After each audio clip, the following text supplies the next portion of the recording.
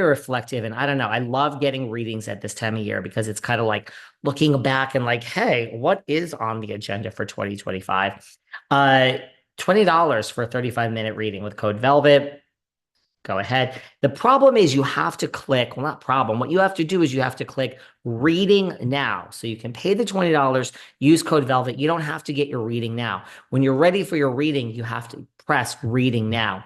Some people have slipped into my DMs and have said, I went to book a reading specifically with Psychic Robin. It was $200. She is $200. If you book, if you say, I want a reading in 4 weeks at 3 p.m., that is $200. Everyone has a different rate. You have to say reading now. So if you want it with Psychic Robin, you say reading now, and it will say Robin has a 9 hour wait because she was on Behind the Velvet Rope.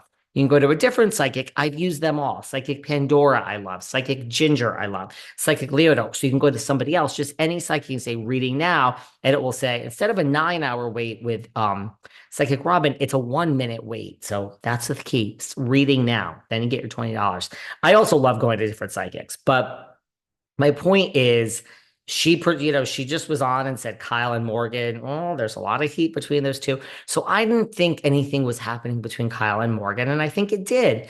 Kyle and Mauricio, it's a real divorce. I never really doubted it, but maybe for a minute I did.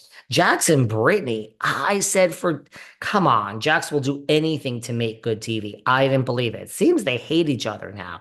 So I just think every time I personally doubt something and say, I don't believe it, this is for the show, it turns out to be actually true and real. I personally don't get, and it's not just because, oh, I had a night out with PK and I have a cell phone number. And I mean, do you think I give a shit about pandering to these people? I care about you, the audience. So I just don't get a fake sense to this with Dorit and PK. I don't think it's just for the show. I think it's real. I don't really, I've said this before, when I was talking to PK that night, I don't understand the separation. Not everyone always needs to cheat. I do understand that people just grow apart. I get it. Again, it was 9 years. Are you the same person you were 9 years ago? I'm not the same person I was 9 fucking minutes ago. I'm a goddamn Gemini.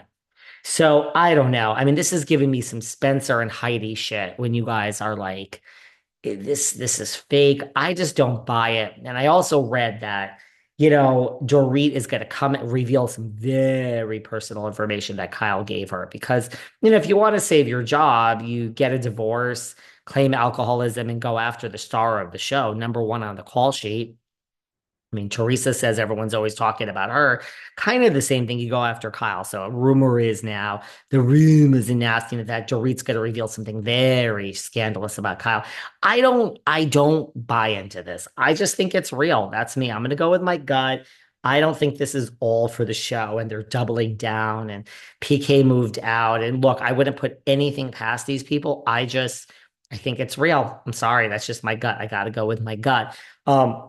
Jeff Lewis, I know, has also said, there's more than his alcoholism and Dorit has changed since the show started. And we covered that recently in a quick hit. I guess the only other thing we've learned from Jeff recently is that Dorit blocked him. And at BravoCon, he was walking behind her and he said, Dorit, you blocked me. And she said, I did. You probably said some shit about me. I'm probably blocked by I don't know, 15 Bravo celebrities. One day we could do a whole show with Sarah about all the people that have blocked me. But Lisa Rinna has not blocked me. I am in with Lisa Rinna. We follow each other. So that's all that really counts in my life. And by the way, I also block a lot of people. I blocked Vicky. I blocked Kelly, although I don't hate Kelly. But I also block a lot of people. So there you go. I don't want to see their shit on my feed.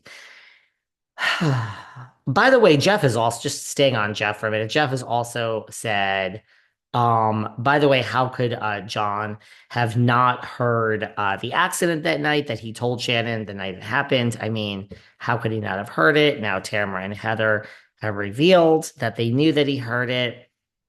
I just want to know when the OC. I mean, I would think we're not going to have a long OC pause. We should know about the OC sooner than later. Speaking about Teresa, just for a minute, I don't really want to speak about her, but she keeps doing these interviews.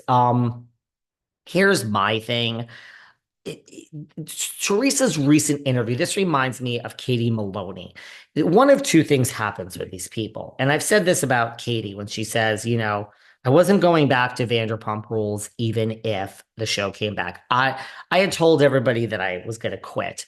Well, here's the thing. It's one of two things. Either you're lying, because I mean, why not? You wake up, you're like, I'm just going to tell a lie. Who cares? I'll just tell a lie and there's no proof and it's my word against yours. I'm just going to lie about this. So there's that. So, like, either Katie is lying or you believe your lies. You're so far gone down the reality TV world that you actually believe your lies. So, either Katie is just lying or she actually believes this whole backstory that she made up for herself, that she was leaving Vanderpump Rules if it came back. I think she might have convinced herself of that. But if it was coming back and there was a contract in front of you, sweetheart, you would have taken it. I find Teresa's recent interview to be very similar. Either she's just lying or she's so out of touch with who she is. I don't want to pick on the woman, but she did this interview and it starts, and this was on, I think, Lala's podcast. She starts out by saying that New Jersey is on pause. We needed it because it got so toxic. Like, basically, it couldn't continue the way it was going. We needed this pause. Now, right there, I'm like, okay, wow, I'm loving this. Teresa gets it. She understands the pause. She's not the sharpest tool in the shed, but like, this is a great start. I'm so into what Teresa's saying here. This makes sense. Now, right away in her second sentence, Teresa drives the fucking bus off the rails. And no pun intended, I'm not referring to rails in New Jersey. She says, the ladies played the game all wrong. Oh boy, here we go. Second sentence in. The ladies played the game all wrong. So Teresa's out now doing an interview saying, this pause isn't her fault. The ladies played the interview. The ladies played the game all wrong. Okay. She then goes on to say, it's gotten really dirty and disgusting. Look, I'm sure they're kicking themselves for what they did.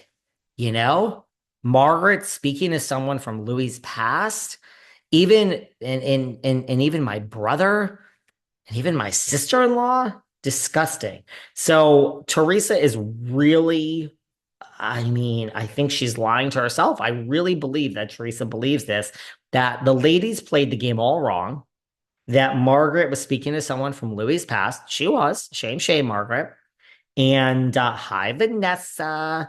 And, that her brother did, and the sister-in-law. And the ladies played the game all wrong. And we're now on a pause because of all of these women, not because of Teresa. Whew, just like Katie, I think Teresa